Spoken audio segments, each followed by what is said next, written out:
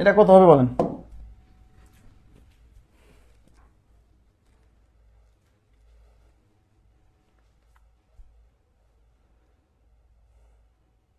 মানে সূক্ষ্মকোণের অবস্থানটা কোন চতুর্ভাগে এটা বের করতেই হচ্ছে মানে গুরুত্বপূর্ণ কাজ। এটা বের করতে পারলে অঙ্ক শেষ।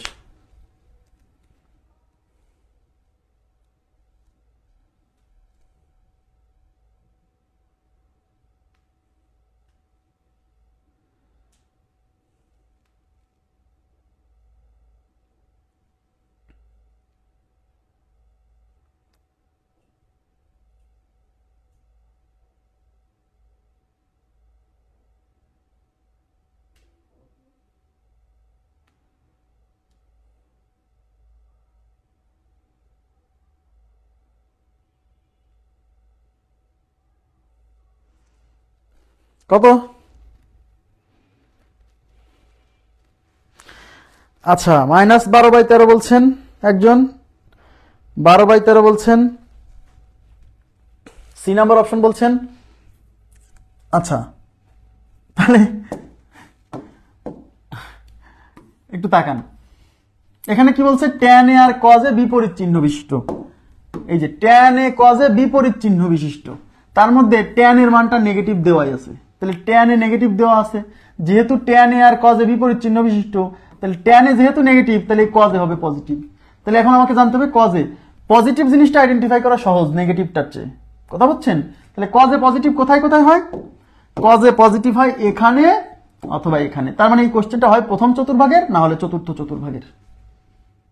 এখন যেহেতু cos a পজিটিভ, সাথে সাথে আবার tan a নেগেটিভ হবে, তো এখানে তো tan a নেগেটিভ হয় না, tan a নেগেটিভ এখানে হতে পারে চতুর্থ চতুর্ভাগে। সুতরাং এই কোশ্চেনটা চতুর্থ চতুর্ভাগের কোশ্চেন। হ্যাঁ, আচ্ছা, তাহলে tan a is equal two 5/12। এই যে এই যে এই যে এখান থেকে আমরা একটা সমকোণী ত্রিভুজ আঁকায় ফেলাবো। সমকোণী ত্রিভুজ আঁকানোর ক্ষেত্রে এই নেগেটিভ চিহ্নটা কিন্তু ইগনোর করতে হবে। হ্যাঁ, তাহলে tan হচ্ছে 5/12, tan মানে লম্ব বাই ভূমি, তাহলে লম্ব ভূমি, তাহলে 5 আর 12 হলে এটা 13 হবে। হ্যাঁ, এবার চাইছে কি cos a চাইছে, cos a, তাহলে cos a মানে ভূমি বাই অতিভুজ, তাহলে ভূমি হচ্ছে 12, অতিভুজ হচ্ছে 13, তাহলে 12/13। এখন যেহেতু এই কোশ্চেনটা চতুর্থ চতুর্ভাগের কোশ্চেন, আর চতুর্থ চতুর্ভাগে তো cos পজিটিভ, সুতরাং এখানে cos এর মান পজিটিভ নিতে হবে, নেগেটিভ নেওয়া যাবে না, কারণ এটা তো চতুর্থ চতুর্ভাগে পড়ছে এই কোণের মানটা। তাহলে চতুর্থ চতুর্ভাগে তো cos a পজিটিভ, তাহলে cos আবার বেরও করতে বলছে cos, তাহলে cos এর মান পজিটিভ হবে। ওকে, আচ্ছা, এটার উত্তর দেন আপনারা, এটার উত্তর দেন।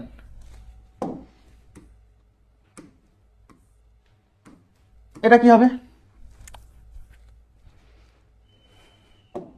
আমাকে বলেন এটা কোন চতুর্ভাগে, আগে বলেন এটা কোন চতুর্ভাগে পড়ছে, এটা কোন চতুর্ভাগে পড়ছে, আগে প্রথমে আমাকে এটার উত্তর দেন।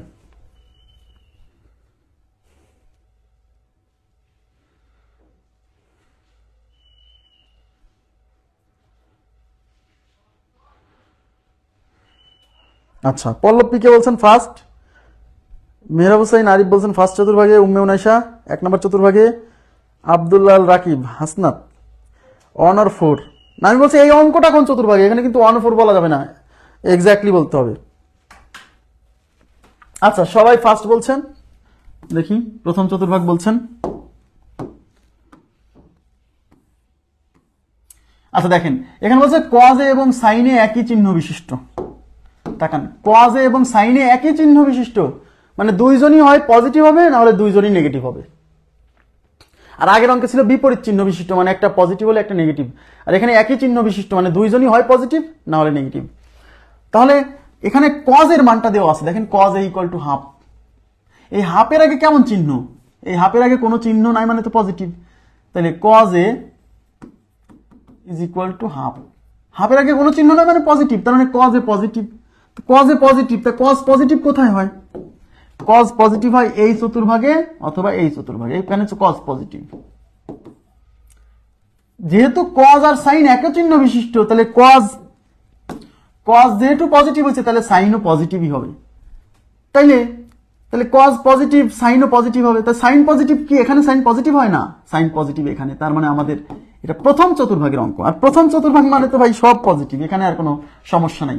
তাহলে আমরা এই cos a is equal two 1/2, এটার সাহায্যে আমরা একটা সমকোণী ত্রিভুজ আঁকায় ফেলবো। এটা হচ্ছে সূক্ষ্মকোণ a, আর cos মানে ভূমি বাই অতিভুজ, ভূমি হচ্ছে 1, সরি ভূমি আর অতিভুজ হচ্ছে 2, তো এটা 1 এটা 2, তাহলে আমরা পিথাগোরাসের উপপাদ্য ব্যবহার করে এটা বের করতে হবে। ধরে নেন এটা x, এটা x, তাহলে কি করবেন অতিভুজ স্কয়ার মানে 2 square is equal two x square plus 1 square, 2 square 4 is equal two x square plus 1 square মানে 1, এই 1 এই পাশে বিয়োগ করলে এই পাশে হবে 3 is equal two x square, square এই পাশে রুট করলে x ইকুয়াল টু √3, তাহলে x এর মান √3, তার মানে এই ভ্যালুটা হচ্ছে √3, মানে লম্ব হচ্ছে √3। ব্যাস, এবার চাইছে কি tan a, আর আমরা জানি tan a মানে হচ্ছে লম্ব বাই ভূমি। tan a মানে কত?